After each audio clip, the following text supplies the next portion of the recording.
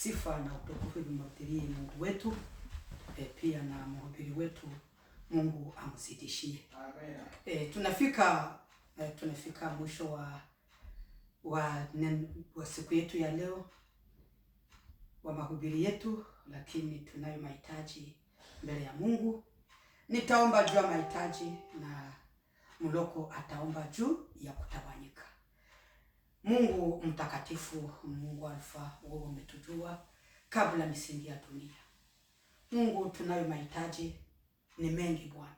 Lakini Bwana, tunayo mahitaji ya madhaifu ya mwili. Tunakwenda kwenye kazi, lakini katika kazi imetuletea madhaifu mwili, imetuletea kuuma mwili Bwana. Najua wewe ni zaidi wa daktari wa dunia hii. Wewe unaganga kwa neno bila kutumia kidonge wala shindano. Baba, ututendee kwa rehema zako. Utugange Bwana. Tunasikia maumivu. Mimi binafsi nasikia maumivu kwenye mguu wa kushoto Bwana. Wewe ni zaidi wa daktari wa dunia hii.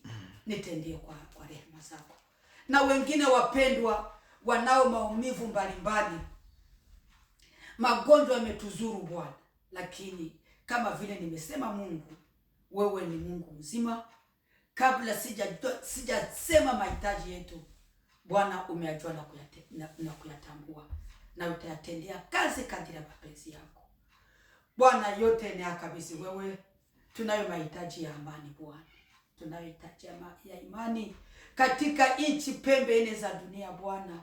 Ona gisi vurugu, vita zimeasiri nchi nyingi Bwana, na kuonesha nchi yetu ya Kongo naitia mikononi mwako. Leta amani mpendwa. Mungu, wewe ni mpendwa wetu, wewe ni Baba, ututendee kwa rehema. Katika makambi pembe nne za dunia wanahitaji amani, pia wanahitaji amani katika nchi zao Bwana. Na pia kama ingilikuwa vizuri zaidi Bwana, uwafungulie milango nao pia wapate kuja katika nchi ya tatu. Yote ni akabisi wewe Mungu mzima, unayetujua na kututambua, unayejibu mahitaji ya kila mtu. Tenda kadiri ya mapenzi yako. Naomba na kushukuru kupitia lile jina tukufu la Bwana na Mwokozi wetu Yesu Kristo. Amen. Pendo la Mungu na neema ya Yesu Kristo na ushirika wa Roho Mtakatifu ufuatane na kila mmoja wetu. Amen. Amen.